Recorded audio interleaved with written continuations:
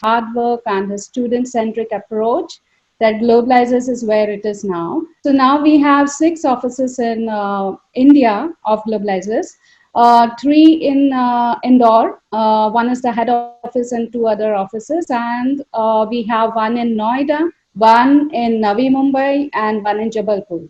So, and he's always brimming with ideas and new ventures, and he keeps pushing us to do a lot of things, and he has been leading us to achieve great heights always. So that is Prashant, and he's very fond of students and teaching and consultation and everything. That's okay. That's okay. So, and I would like to introduce Rahul. Rahul also is with us, and he's the digital marketing strategist. He's the person behind this webinar. So, Rahul, hi, Rahul. Hi. Yeah. So he's a very shy person, but he does a lot of work behind the scenes. And this webinar is due to his efforts. And he's very good in social media marketing, Facebook website, and everything. So he handles all these things. And of course, you know me. So I'm Umi, and I handle the University Relations Department. And just recently, I have also been given the Undergrad Applications Department to head over. So if you have undergrad applications and if you want to increase the numbers, then I'm the right person to approach. So that was in short about Globalizers and our team members. And I think I'll just put on the agenda of today's meeting so that you all are aware that how we will proceed. Okay, so I will put on my screen. Now I'll share my screen. Yeah, we can see that now. Okay. Yes. So the webinar objective is to address the current possibilities for fall 2020 aspirants. And because we have many applicants and they are in the process of completing their applications. Many of them have got the offers, and so there's a lot of confusion amongst them.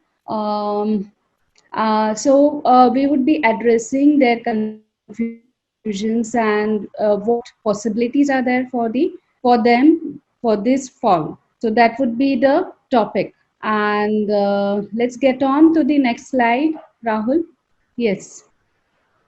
So the agenda of the meeting is that we will start with a 10-minute introduction by each of you, and that would be followed where you can share your screen and PPT if you have. So, and once we are done with your presentations, then we'll have some questions which Mr. Prashant Hemnani will put to you one after the other. You have to just answer those questions, and that would be related to the current situation of COVID-19. And lastly, we'll have some few questions from the attendees. So can we have the next slide, Rahul? So first turn was of Rochester Institute, but I don't know. Katherine, I think she's unable to come today. So we'll have University of New Haven first. Ranjana, can I request you to start with your PPT or introduction, and you can share. Rahul, please help her to share her screen because she has got one PPT. Okay. Sure, Umi, thanks. Can you see? It says it's coming. I don't see. Oh, there we go. Yeah. Yes. Okay. Thank you. Hi. Good evening, good morning, everyone. And thanks, Umi, for the great introduction. And Prashant, Rahul, everyone.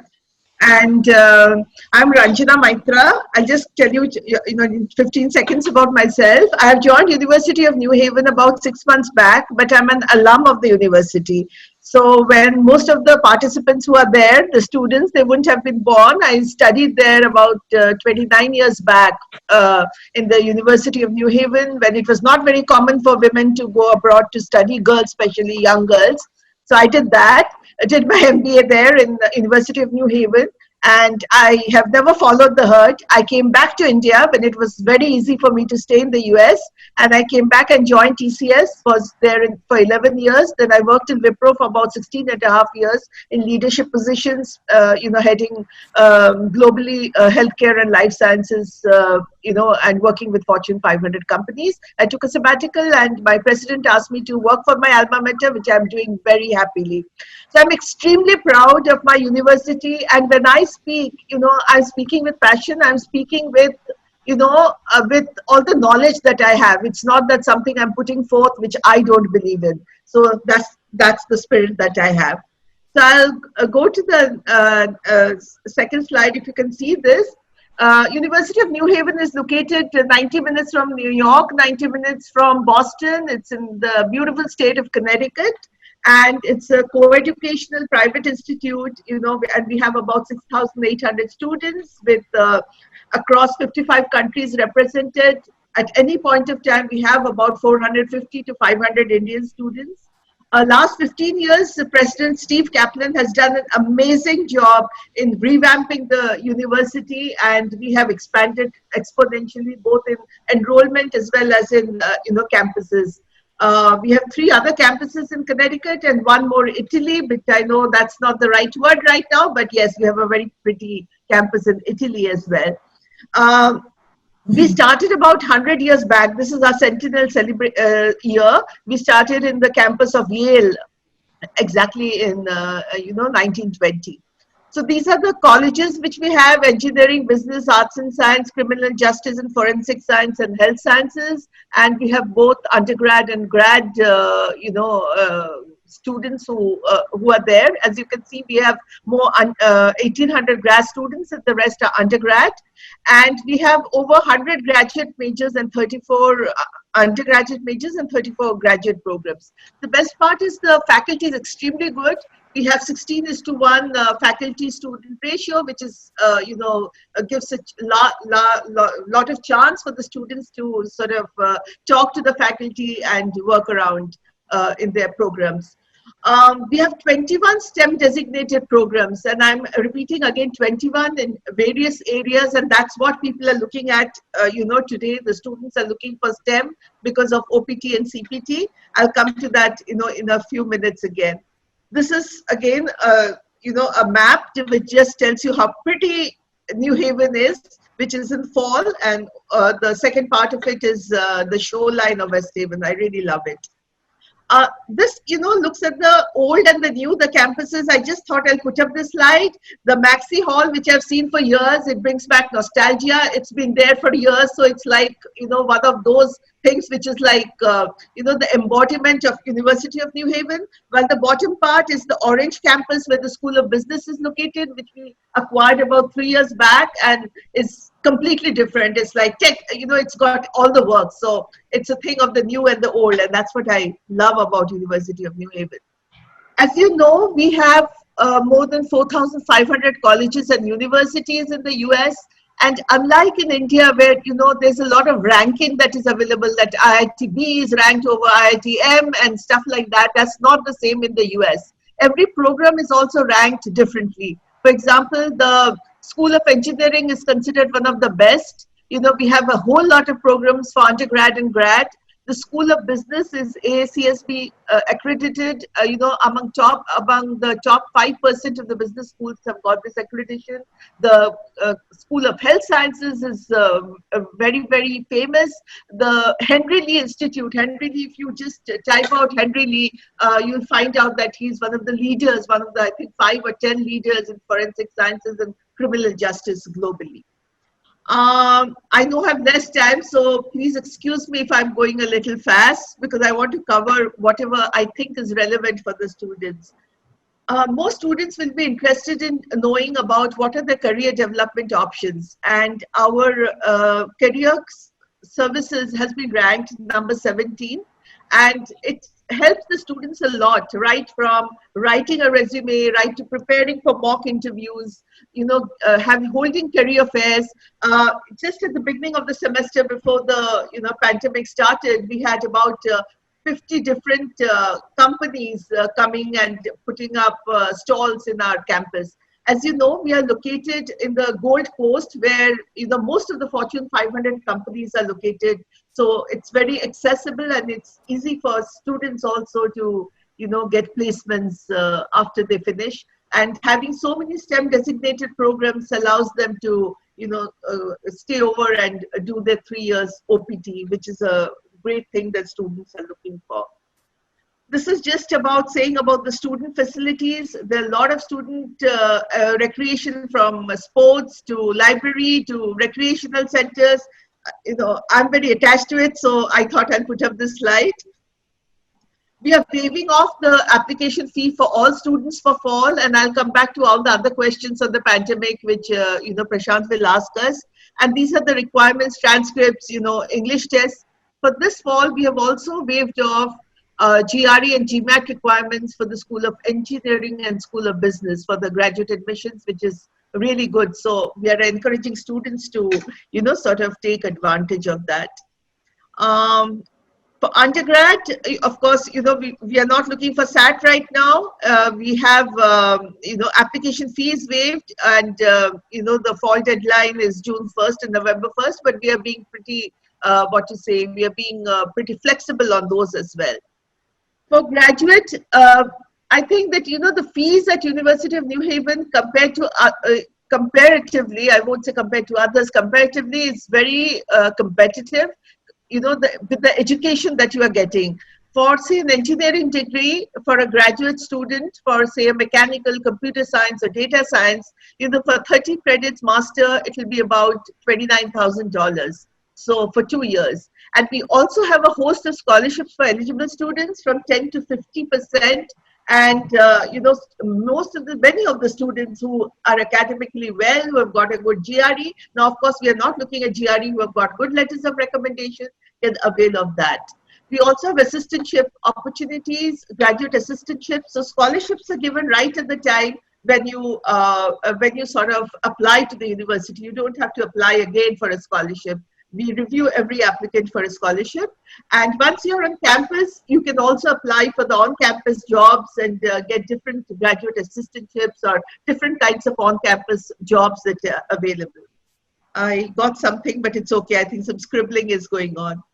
The tuition for undergrad, of course, as you know, undergrad is much more expensive in the US, compared to grad. So this is the breakup of undergrad for 2021.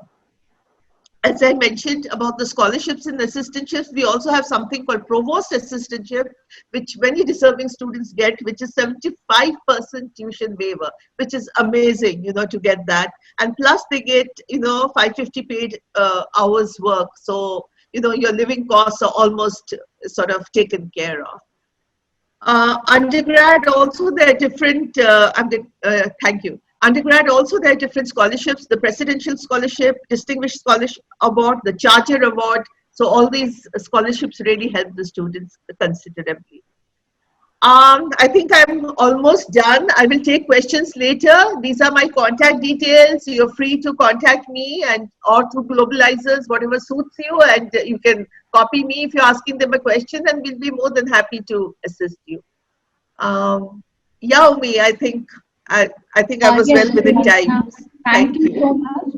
I'll request Rahul to just keep the slide for 1 more minute if anybody wants to just note down her mail ID and phone number.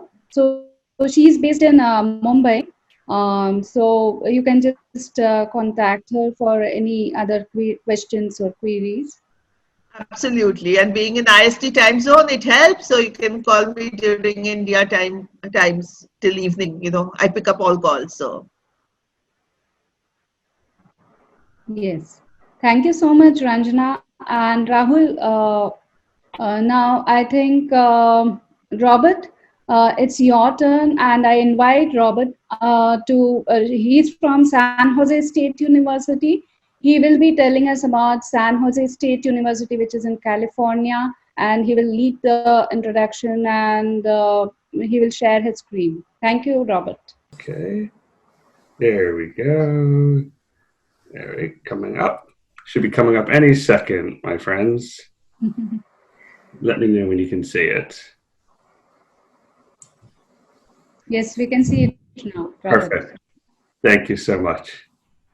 So, my name is Robert Archangel. I am right now in California, San Jose, California. It's about almost 7 a.m. here. So, on my side of the world, good morning to you all. We are very excited to speak to you today, and I'm just going to go over a few PowerPoint slides. Bear with me if I'm slowly waking up and I'm on my first cup of coffee. So I'll get used to this. So thank you very much for having me today. So let me make this a little bit bigger. So this is just San Jose State University. We are in San Jose, California, otherwise known as part of the Silicon Valley. And of course, I'm going to talk a little bit more about that.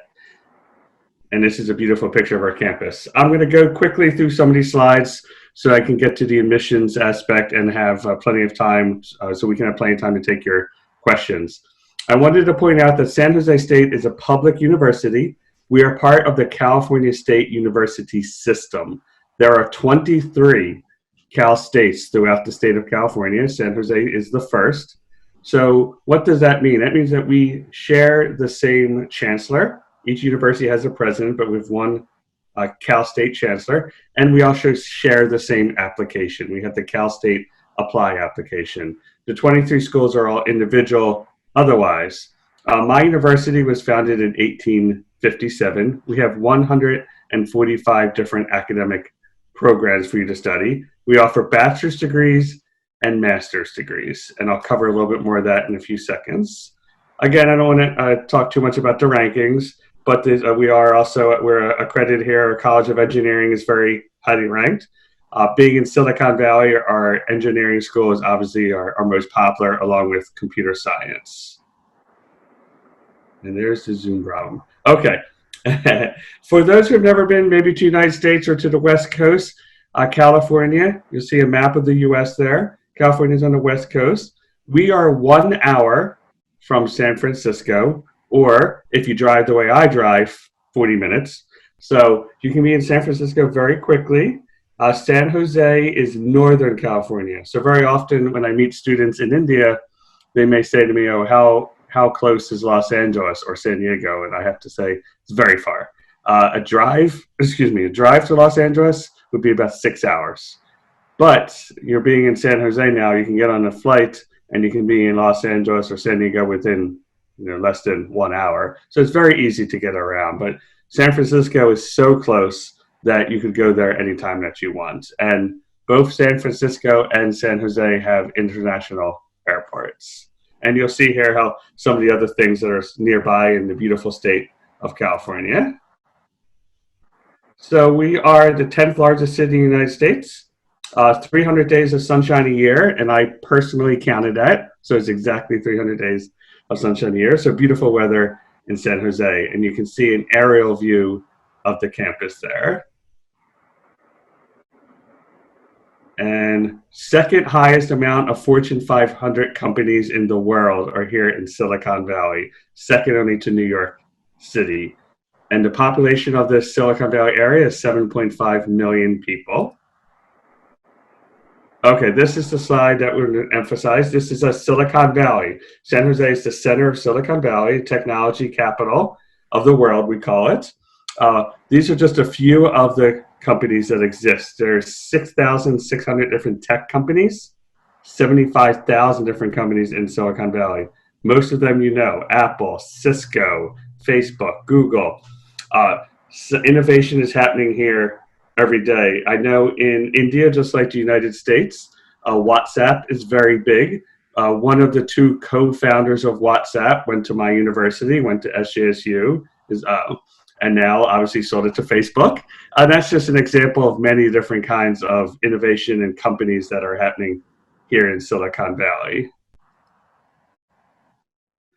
And this is just talking about some of our career and job placement. My university is #1 at Apple and #1 at Cisco. So what does that mean? That means that Apple hires more San Jose State University students than from any other university, and same with Cisco. And it's not just in the tech industry. Of course, computer science and engineering is very popular here, but they're also looking for students who study business, right? They need marketing students, they need public relations, they need journalism students, they need students who have done event management, foreign languages. So the Silicon Valley companies are still Fortune 500 companies. They are, of course, hiring engineers and computer science, but they are also looking for degrees from all different types of platforms. And this is just a few that we try to emphasize. For example, down here you'll see hospitality and tourism is very big in Silicon Valley, and we have that program. Again, take a company like Apple. Of course, they have event management department, probably several hundred people that plan their big events. And also, we are a #4 ranked aviation program in the United States if you ever have students who are interested in being a pilot. And I'm going to just jump ahead so I don't take too much time here. Overall, the university is 33,000 students. Our international population now is about, actually more than this, it's about 3,300. So that's 10% of the population. And if you're wondering what our largest country for international students is, I will tell you you're currently living in it. So it is India is our largest population for students. And then the second would be China, followed by Vietnam, Taiwan, and Korea. Those are our largest countries for international students. But India is a very large country for us where we do get a very good group of students from for both master's and bachelor's degrees. And a little bit of the campus. Sorry about that, folks, but jump ahead. Campus security is very important on campus. We are an urban campus, downtown San Jose. So you want to make sure that you use the campus security that is available to you. And if you have questions about any of these, please make sure you ask them and we'll address them at the end. Housing is available for both graduate and undergraduate students. But most of the students, especially most of the graduate students, do choose to normally live off campus, but housing is available on campus if you want it. Okay, and then admissions, we have, we'll talk more about some of the things that we're doing for COVID-19, but we have extended our deadline. It's now May 1, 2020 for most of the graduate programs, not all. I'll address that when we talk more, but all the undergraduate programs are now May 1st, 2020. So the Cal State application is still open. And then a little bit about just undergraduate. We do accept the TOEFL, the IELTS, or the Duolingo now in response to the COVID-19. It's a new initiative. The SAT is highly recommended. It's optional, but if you are applying for our competitive programs, which is engineering, anything in engineering or computer science, highly recommended that you take the SAT or ACT to increase your chances of hopefully acceptance. And transfers, I'll skip over a little bit. So graduate students, this is master's degrees. Not all programs require the GRE or the GMAT, but about 50% of them do. So the best thing is to check with your advisor at the Globalizers to see if the program that you're interested in does require the tests. The graduate programs is also temporarily accepting the Duolingo test. Now, one thing I have to point out with graduate is we do require the WES. We only accept the WES. That's the only company we work with. So students do have to use WES to get their university transcript from India evaluated. Right now, obviously, there's some issues with that, but we hope that everything will be fine in time to make our document deadline, which is now the 20th of May, and we'll address that more when we talk. And we do apply on the Cal State application. These are our costs here, what we require in our bank statement. Most of this, almost 2/3 of this, is cost of living. California is a very, very expensive place to live. Unfortunately, I have to pay it every month. Our tuition alone for undergraduate is about $17,000 per year, US. Graduate, about $16,000 US per year just for tuition. So you can see there then, the bulk of the costs are actually cost of living. So these costs can come down some if you are willing to have a few more roommates, perhaps live off campus and commute to campus. You can get those costs down some, but Silicon Valley in California is a very expensive place. Not too much we can do about that. And almost there. We'll talk more about this, but as I said, we are taking the Duolingo test now. The document deadline to complete your application has been extended to May 20th. And I mentioned the West. It does have to come directly from the West, but the financial documents and passport copy you can automatically upload onto your MySCSU application. Okay, so I'll leave this up here for a few seconds. We do have a whole team in San Jose, California, on the international recruitment and partnership teams. There's 5 of us. Most of us are traveling around the world on any given day, just unfortunately not right now. But we are traveling, but so we share our one general email address, which we do monitor 24 hours a day between the 5 of us. If you contact us at any point on this, we'll be happy to get back to you. Or, of course, you can work directly with the Globalizers who will contact us, and they have a separate email address to reach us. But you're welcome to, the students are welcome to contact us directly through this if you'd like. And then, of course, over here in the left is our virtual tour. We know you can't visit campus right now, but we'd love for you to take a virtual tour of it. So I'll leave this up here for a second, and then I will unshare my, stop sharing my screen with you. So thank you very much. I look forward to all of your questions. Is it okay? Robert. I think only Katherine is here with us. Oh, Katherine is here. Yeah. Yes, hi, good morning. Hi, good morning. Hi, Hello, good Katherine. morning. So it's so nice to have you with us. We thought that you might not be able to make it. Yes, I was here, but I was muted, so thank you so much for having me. So good morning, and we are already done with 2 institutions presentation, and you have 10 minutes now to say about Rochester Institute of Technology. Lovely. Okay, excellent. And can you see my screen? Yep. Yes. Yes, excellent, wonderful. All right, well, first of all, Prashant and Umi, thank you so much for having me. My name is Katie Beczack, and I'm the Associate Director for International Enrollment at Rochester Institute of Technology. I manage our outreach and recruitment throughout South and Central Asia, and I was actually planning to be in India at this time, and unfortunately that travel was canceled, but I'm happy to have a way to connect virtually with you all.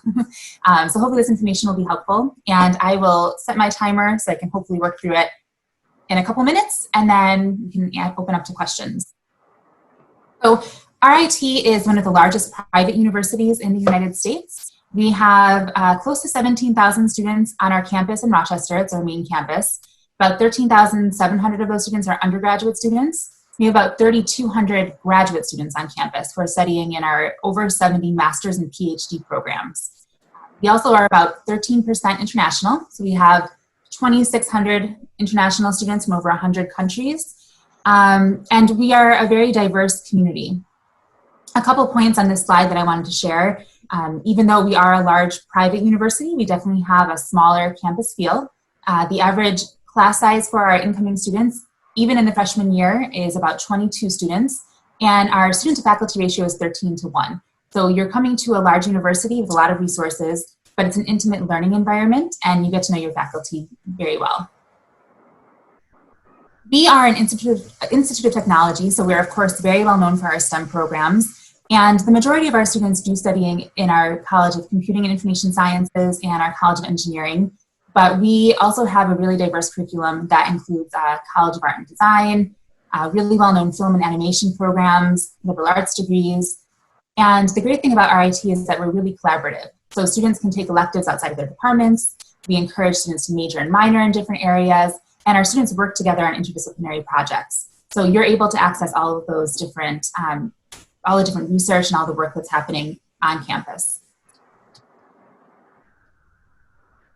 Something that is unique about RIT is that we offer a cooperative education program, and our cooperative education program is one of the oldest and largest in the United States. We're in the top 4. The difference between a co-op and an internship is basically that a co-op is a little bit more intensive. It's full-time work where our students are paid a full-time salary.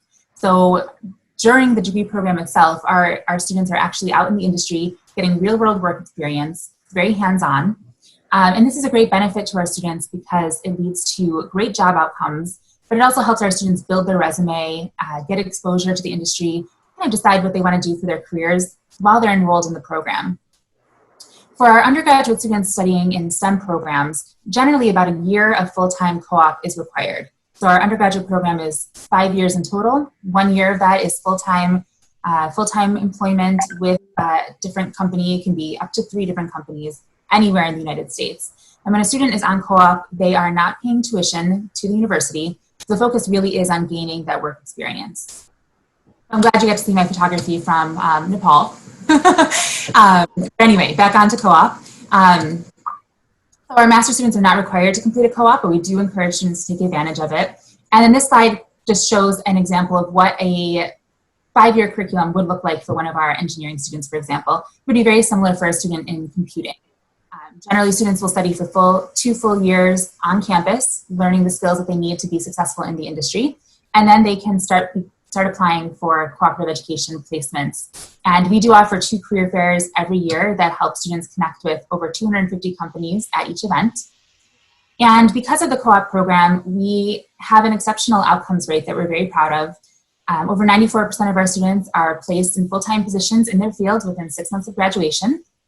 And we have over 3,000 industry partnerships. So because we have such an old cooperative education program, we do have lots of industry connections and companies that continue to come back to RIT to recruit students. And again, something about the co-op is that it does not have to be completed in Rochester itself. It can be taken anywhere in the United States. So it's a nice opportunity to explore another part of the country while you're studying abroad. And the majority of our students will either be in New York, Massachusetts, or in California for those co-op experiences. We have a job outcomes website too, where we list all the starting salaries and the different placements that our students have taken recently, so that you can investigate that and take a look at where students who have come from your program have gone on. We also list the average co-op salaries there for our students too. RIT is incredibly research focused. We have over 50 labs on campus. From the first day that our students set foot on campus, they have access to all of those spaces. And our research areas include artificial intelligence, machine learning, cybersecurity, and photonics. But of course, there's many more. We have labs in our fine arts studios, the College of Business, and in every college at RIT. We also have a focus on innovation and entrepreneurship. We have the #1 student center for innovation actually in the United States. All of our students have access to that. So if they want to launch a business or market a product that they're developing, they can do that right on campus, and we give them all the resources that they need. So we definitely have a focus on that. And then RIT is a global university. We have global campuses in Croatia, Kosovo, and Dubai. We're also in China, in Beijing and Weihai. And we offer service abroad and study abroad opportunities in over 55 countries. So students from those global campuses come to RIT to study and vice versa, and it makes for a nice learning community. We have a really vibrant campus life. Our students are active in over 300 clubs. There are over 1,300 campus activities every year, and they range from festivals to lectures to intramural sports. Most of our students will participate in at least one intramural sport during their time on campus. This is a list of our varsity sports. We're in western part of New York State, very close to Canada. Probably our most popular sport is hockey. So a lot of our students will go to our hockey games, and we have a brand new arena where students can do that. And then RIT has a commitment to growing performing arts on campus. So again, we're an institute of technology, but we offer our students who have a creative passion or interest in performing arts the opportunity to do that on campus too. About 95% of the students who are enrolled in different performing arts groups or activities on campus come from our STEM programs and business programs and other areas that are outside of liberal arts. So in the next couple of years, we're planning to open new theaters on campus, dance studio, and we have a number of organizations that students can participate in for performing music, dance, and theater. So it's just a really neat, kind of unique environment where the arts and technology merge, and students can pursue all of their different interests in one place. Our campus is located about 15 minutes south of the city of Rochester. So we're in a really safe suburban area called Henrietta, New York. And we have ample campus housing. Freshmen are required to live on campus their first year. We do have optional housing for our master's and PhD students. And the campus is almost a mini city in itself. We have 21 campus dining options, fitness facilities, a shuttle that will take students all around the campus, but also downtown to the grocery store and to the market. So there's basically everything that you need right on campus. The city of Rochester is a wonderful place to live. We're the third largest city in New York State after New York City and Buffalo. Because we're not a huge metro, we are very affordable to live. But there's actually a lot of arts and culture and activities in the city that make it a fun place to live. We are kind of a college town. There are 23 total colleges and universities in the Rochester area. So you'll meet a lot of international students from all over the world who are studying in those universities. And then there are theaters and museums, minor sports leagues, things that you can do on the weekends, even hiking very close to campus in different parks and outdoor areas. So there's always something to do to keep you busy when you're not, of course, focused on your research and other work. So we are currently accepting applications on a rolling basis for fall 2020. We'll begin reviewing applications for 2021 in probably November. And we allow students to choose up to 3 programs, whether they're applying to undergraduate or graduate programs. We are SAT, ACT optional for undergraduate students. We'd encourage you to submit the results of those exams. If you have them, they can help strengthen your overall profile. But we do a holistic review of all of our applicants to make a decision about your qualifications for admission. We accept the Common App or RIT's online application. And we're going to look at your high school record or university record, any standardized test that you submit. And for our graduate programs, those requirements do vary by program, so it is important to take a look at our website and find out exactly what's required for your specific program. And then extracurricular activities, essays, and recommendations are also taken into consideration. These are the deadlines for our undergraduate programs. For graduate programs, we tend to be rolling for almost all of our programs. PhDs do have priority deadlines, but even after those priority deadlines, we will continue to review applications on a rolling basis until the program is full. We automatically review all of our international students for merit-based scholarships. And those scholarships range anywhere from 10 to about 40% of the cost of tuition. So the amount varies based upon your overall profile. If you are admitted to the university, we'll notify you at the time of admission of your scholarship award. And at RIT, I just want to stress that we are always creating, we're always innovating, building the campus and growing. This picture here is of our Magic Spell Studios. We just opened this building last year, and it's a space that's dedicated to digital projects. So students from computer science, game design, film and animation, they're all coming together to work on projects that involve virtual reality, media, sound design, and that's one of our newer buildings. We're currently building a Global Cybersecurity Institute that is set to open up later this summer, early fall. And then in the next couple of years, we'll be building a whole new maker complex that's dedicated to giving students the room to do their hands-on research. So there are a lot of resources on campus, and all of our students do have access to that. I'm a little over on my time, but I want to leave my contact information here too. I'm happy to answer inquiries anytime. You can email me directly, or at this time I would recommend using my WhatsApp number since I'm not at the office, but I'm happy to respond to any questions or concerns about the application or RIT in general. And for having me. Thank you so much, Katherine. And now we have some time. I think we can have 10 minutes for some questions which Prashant will be putting up to all the institutes. You can take turns to answer and brief the questions put up by him. And in the end, we have around 5 minutes for the attendees' questions. Attendees, please put your questions in the chat box once these questions are done with. So, Rahul, I'll request you to put on the question slide.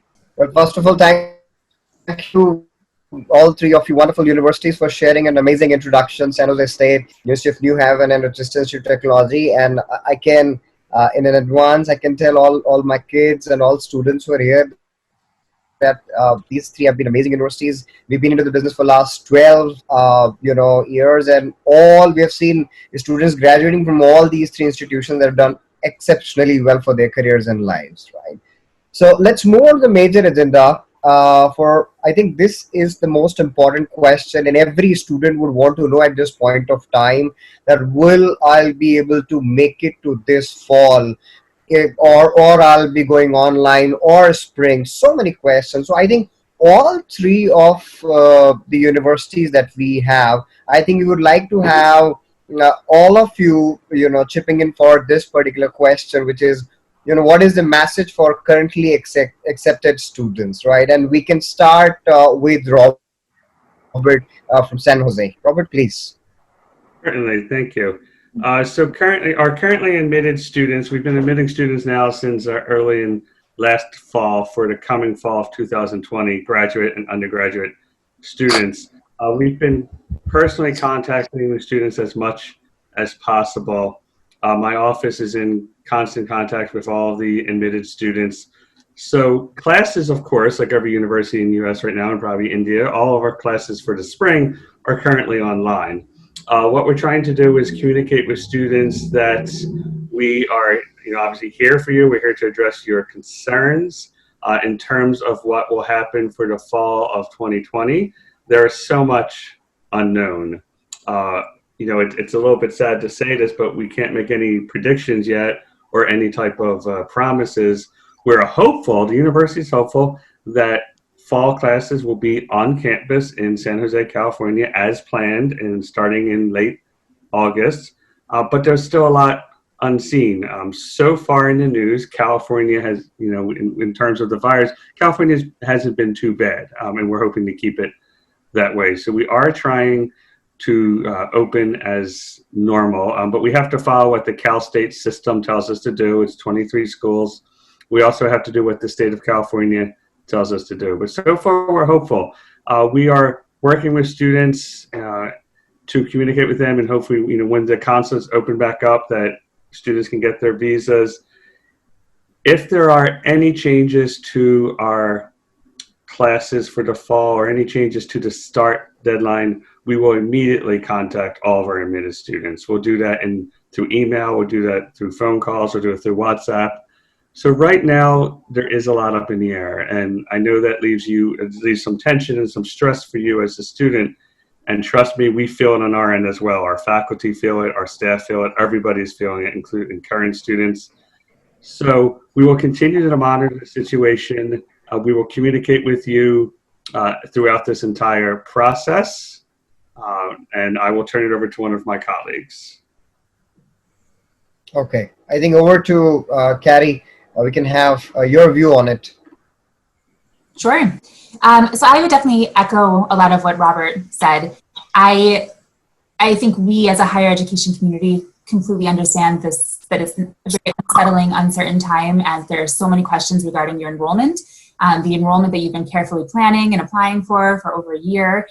And I think our message to you is that we are here to support you in every way.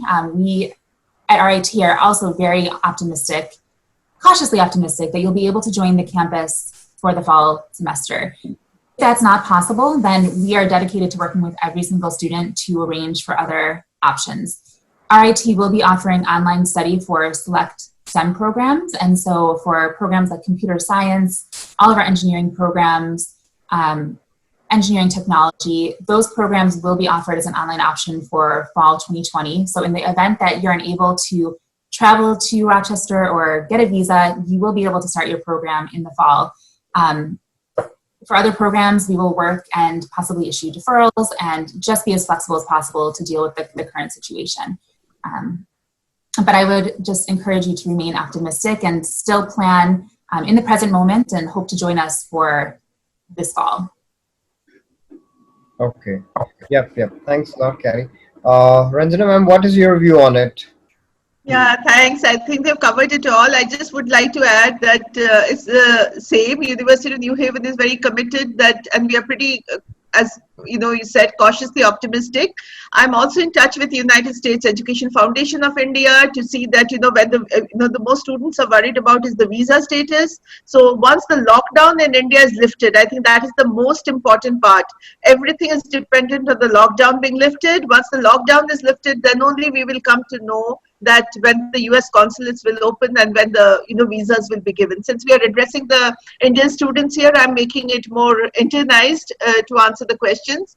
We are doing online classes currently for this semester, and we are all geared up. We are hoping to have the students in fall, but it completely depends on the situation. As you know, in India, it's changing day to day. What we have done is we have started emailing the I-20s electronically, which the government has allowed, which was not the case before, since couriers are not allowed in India currently. We are also taking Duolingo as a alternate options. We have waived off GRE and GMAT only for fall for engineering and business students. We have done all that to help the students. We are in touch with them. I'm speaking to most of the students. And I'm sure that by another 2 weeks, we will come to know what the situation is right now. Okay. Well, I think that's enough input at this point of time. So still, I think for some more clearer picture, we got to wait for 3 to 4 weeks more, I guess. Correct. Okay, so I think all students who've been hearing, they need to understand that as of now, wait and watch is the policy from Indian embassy perspective, U.S. embassy in India's perspective, from U.S. universities' perspective, from both the sides. So I think let's move to the next question. I mean, of course, I'm facing some questions, so I think I would highly appreciate if Robert can answer this. I think the kind of disease this COVID is, it is a lot to do with the all the protection and the precaution that we got to take. How this will affect the, because the students would move to a dining area and they'll get the jobs there, or library areas, or computer centers. So do you think there would be a drop in part-time jobs across the universities and states because the kind of disease this COVID is? No, that's a very good question. And again, I like the way Katie said it, cautiously optimistic. That's a good term. If we are back on campus in the fall, and again, we do hope to be, I don't think it will have much of an effect on part-time jobs. I think, they would certainly still be available. If we are open for business as we intend to be, that means we don't open campus unless everything is ready to go. The library, the dining facilities, the housing, all academic departments. So the jobs that were available on campus previously will still be available now. We hope that, all the international students that come to campus, a lot of them do find part-time jobs on campus, including in my office, tour guides, etc. All that will be still available. We don't expect that there would be any kind of issues with part-time jobs. Yeah, I second that completely. Okay, so part-time job, the students should not be worrying about these things right now as far as once they get into US. Correct. Yep. Can I have the next question, Rahul? Well, I think, I'm asking some questions which might be out of the purview of the universities also, like the early one, but this one is something maybe Kathy can address. If a student gets corona positive, what will be the university support system and how this concern can be addressed? Will there be a new student insurance policy related to COVID-19 for the students? Sure. So I think whether or not there will be a new insurance policy will be seen in the future. So I'm not sure about that. But I can say that each of our campuses, I'm assuming, I can speak for IT anyway, we have a student health center right on campus. So we have doctors and health professionals who are right on campus to help any students who are not feeling well or who need assistance. And in the event that a student was tested corona positive, we also have a wealth of other resources in terms of international student services, disability services, and our housing services that are responsive and will be able to assist students in getting the help that they need while they're away from home. So I wouldn't worry too much about that. I mean, hopefully you won't fall ill, but if you do, know that you have right on campus the support that you need to get better. How do you address this question, Robert? I think Katie did that. That was a perfect answer. I mean, any university in the U.S. I can speak on behalf of is never going to let the students alone, right? We're always going to take care of our students. So if you unfortunately get ill, we will certainly help you the entire time. You won't be alone. That much I can promise for any of our universities. Great, thank you. I think so. This should not be a concern. Can I have the next question, Rahul?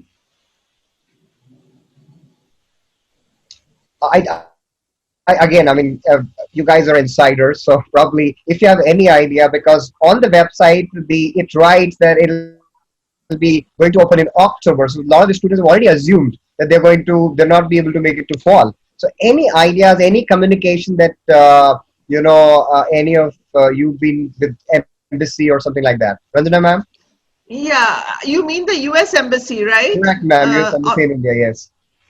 Okay. Yeah. So I think I mentioned this before. I'm in touch with the United States Education Foundation of India, and I've been talking to them pretty regularly. So they are saying that they haven't got any update as of now, and they would come to know, once the lockdown is lifted, and we should, look at the official website and find out. So at this point of time, they're not willing to commit about when the US consulates are going to open.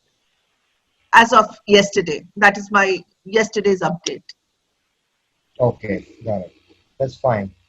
Carrie, ma'am, you have some points on these? Unfortunately, no. Unfortunately, I don't have any insight into that. I mean, we are hoping that it will be sooner rather than later. I mean, we're seeing embassies open back up in China at this point, but we honestly don't know. And so we are waiting and watching, just as I know a lot of our students are. And we're willing to provide any support that we can in helping you apply for your visa and issuing letters of support for your visa applications if you need those. But in terms of timing, I could not wager a guess. I wouldn't want to at this point. Let's hope as soon as possible, and maybe at least by, I think, June first week at least. Yeah. That would be wonderful. That's what we're hoping. Yes, I think this question is very well addressed. Next question, do we have any other questions? Okay. Yeah, I mean, this is what we've been trying to understand, that a lot of schools have temporarily waived out their GRE, GMAT preps, and even IELTS or TOEFL, and they've started accepting Duolingo temporarily. So any input on this, Robert, from your side? So we have begun taking, for both graduate and undergraduate, we have begun taking the Duolingo test of English to replace the TOEFL or IELTS. We haven't made any changes like some of the other schools. We have not made any changes to the GRE or GMAT policies for some of our graduate programs, but we are now taking the Duolingo test to replace the TOEFL or IELTS. And has RIT waived some test requirements? We have. It's definitely by program, so it's important to look up the requirements for your specific program if you're still applying. We understand that there's a lot of challenges in getting access to tests and online exams, so we are SAT, ACT optional to begin with. Our College of Business has waived the GRE and GMAT requirement for any business programs. And then select other master's programs have waived the GRE, but those are few. Architecture and our Sustainable Systems MS program have waived the GRE requirement. As of now, the other programs are still requiring those, but in terms of English language testing, we are accepting the Duolingo exam conditionally as well for now. Our minimum acceptable score would be a 105 on the Duolingo. Okay. I think I've got a specific question for Robert here. So if the students are planning to apply to San Jose for fall 2020, right, with the hope that everything goes well, but then there is a catch that they have to go through WS evaluation, right? And India does not manage to have a lift on the lockdown, let's say even till 1st May also, and WS doesn't happen. So will the student application automatically gets forwarded to 2021, or they have to again pay the fee for the application?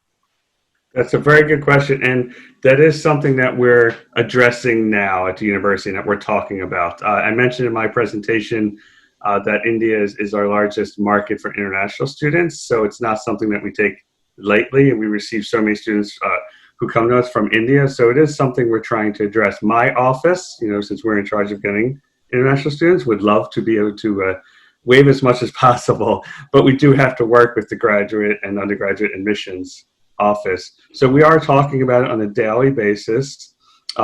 We're trying to monitor what's going to happen with WES and our deadline. If we need to push back our deadline further, or we need to find an alternative to the WES or do some electronic copies, we will certainly notify all all applicants and all at that stage right away.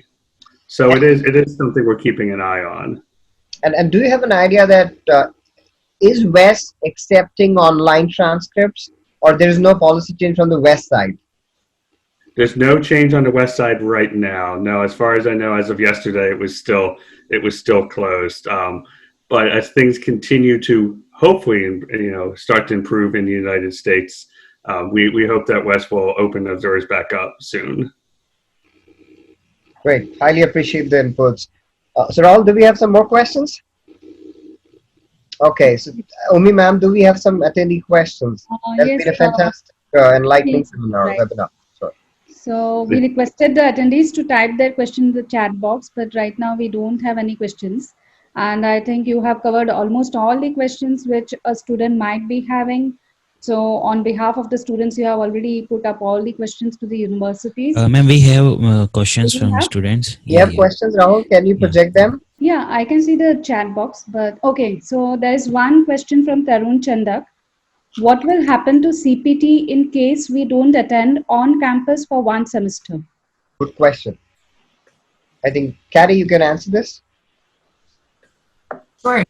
So our students who start the fall semester online full-time and then come to campus in spring. So in the worst case, if you're not able to join us on the campus for fall, if you complete your online studies full-time and then transfer to Rochester for the spring semester, you'll be able to apply for cooperative education placements if you're in one of our master's programs after your first year of full-time attendance.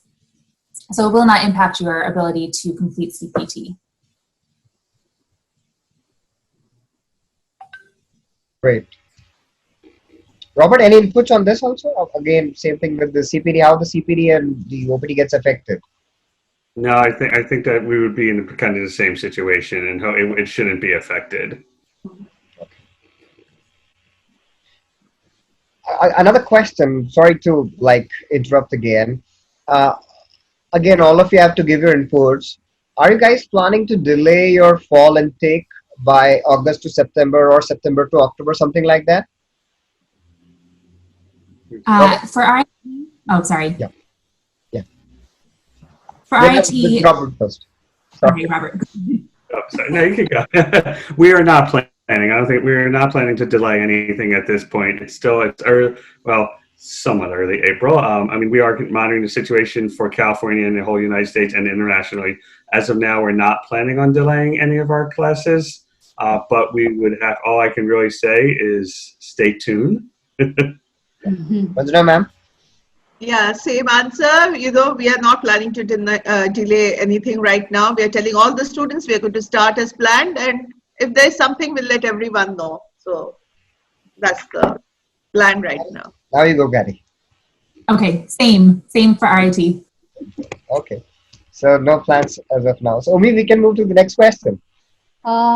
Yes. So Aditya has one question. In Yes. case the lockdown is delayed till May, June, will our admissions be postponed for the corresponding spring or fall season?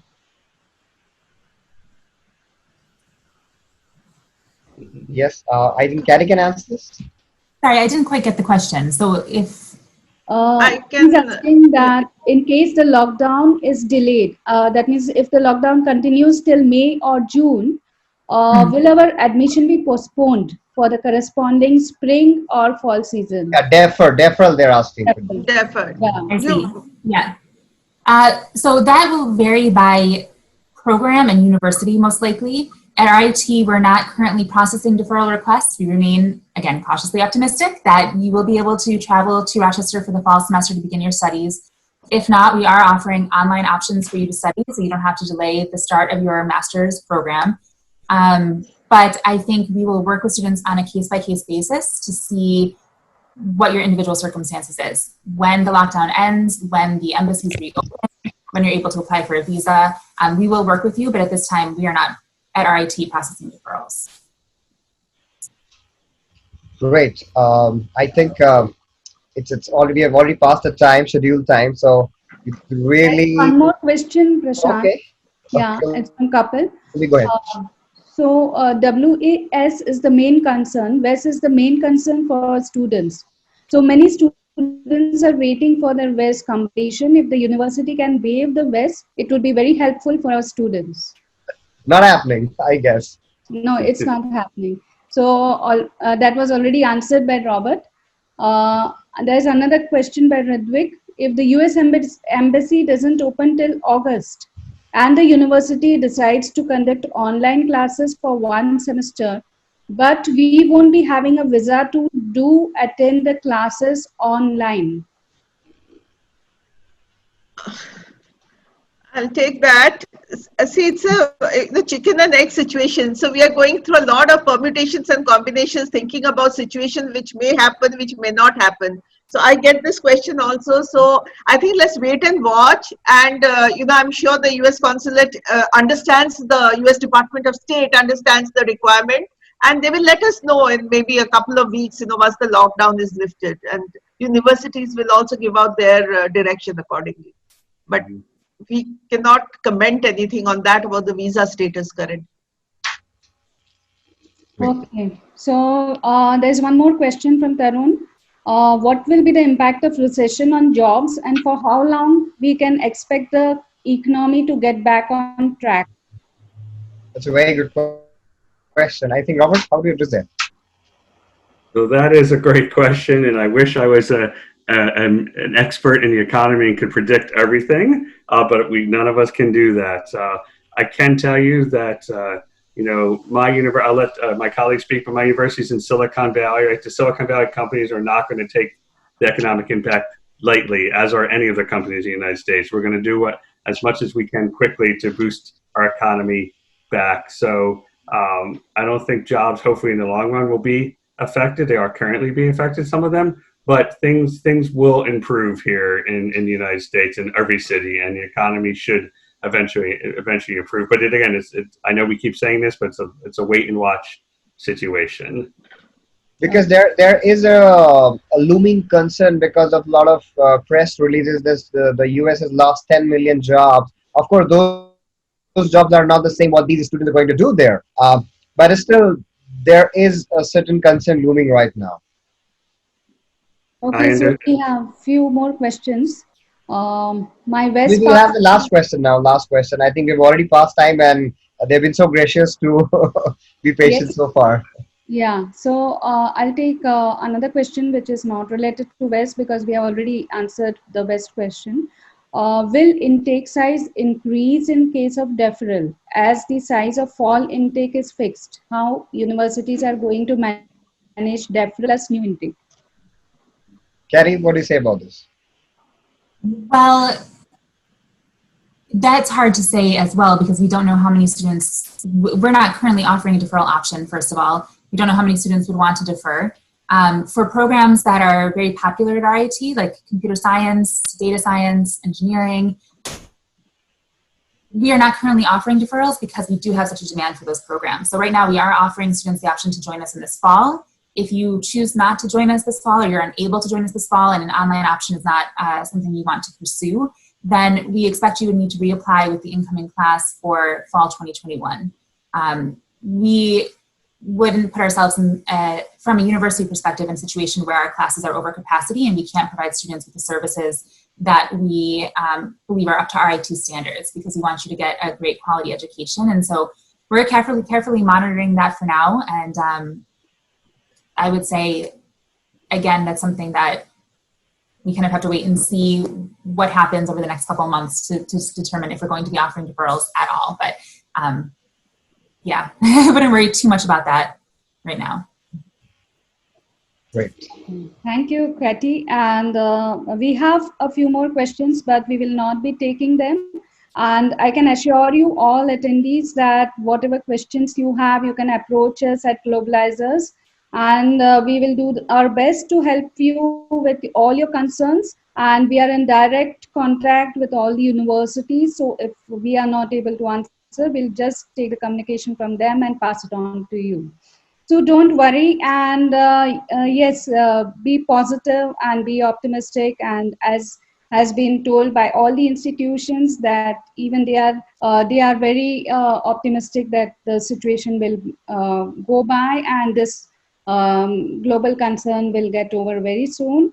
And okay, thank you all of you. Thank you all the institutions. Thank you, Katie. Thank you, Robert, and thank you, Ranjana, again Thank you. for taking out time and addressing our concerns and telling about the institutions. And I thank all our team members at Globalizers. And please do take very good care of yourself during this All of you time. guys, thank you so Yeah. much. It has been sheer pleasure talking to all of you. Thank you Thanks so so much. Thank you.